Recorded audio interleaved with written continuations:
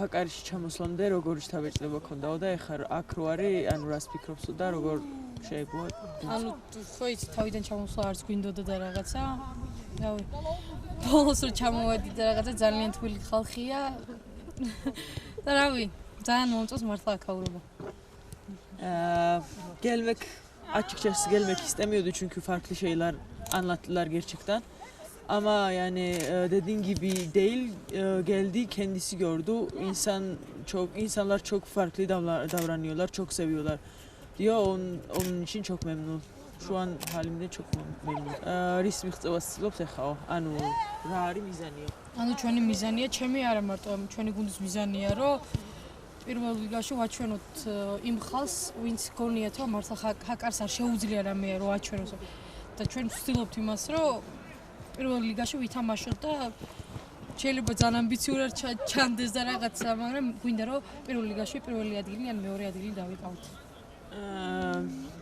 Diyor bizim hedef diyor bu sene insanlara insanlar görmek için her şeyi yapacağız diyor. En üst düzey takımlar içinde oynuyoruz diyor.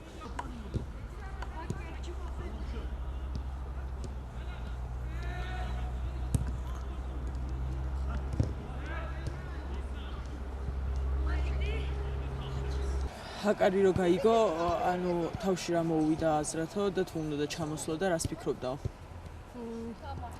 ანუ ჩამოსვლა, როცა შემოთავაზეს ჩამოსვლა მინდოდა, მაგრამ როცა გავიგე რომ ყველა ამბობდა ჰაკარიში ხან ესეთი, ანუ ჩხუბია, ბომბია, რაღაცეებს რო ამბობდნენ, მე გადავიფიქრე, მე მეგობარს ვკითხე ერთს მეორეს, მე მაგან მითხრა რომ წადიო რა უნდა გააკეთო და მე არ მინდოდა ჩამოსვლა, მაგრამ მე ისე მოხდა რომ çamოვედით და ბოლოს დავრჩით.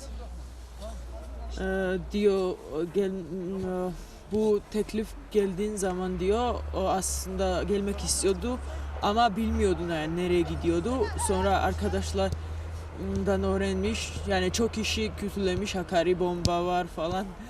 Ama sonra araştırdı, çok kişi demiş öyle bir şey yok, git kendine bak. Bu da kendi geldi, baktı aslında öyle bir şey yok burada. Bu yani şu an durumdan çok memnun çünkü kaldı, yani devam ediyor, şu anda devam ediyor burada.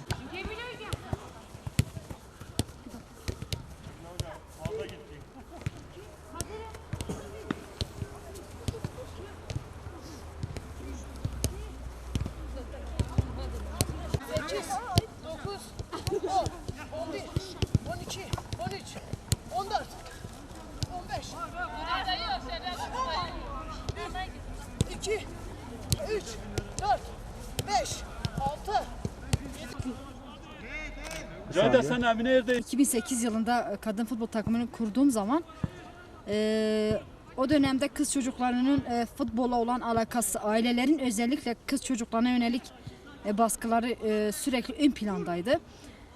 Bir kız çocuğu nasıl şut giyer, nasıl top oynar diye bir baskılar vardı tabii. Ve erken yaşta da hatta çocuklar evlendiriliyordu. Bu sadece kadın futbol takımı için değil, yani Hakkari genelde bu sorunla karşı karşıya geldik. Ben de bir kadın olarak açıkçası burada mücadele vermeye çalıştım. Niye bir kız çocuğu okumasın, niye futbol oynamasın diye bu ön yargıyı bir tarafa itekleyip bu duruma geldik.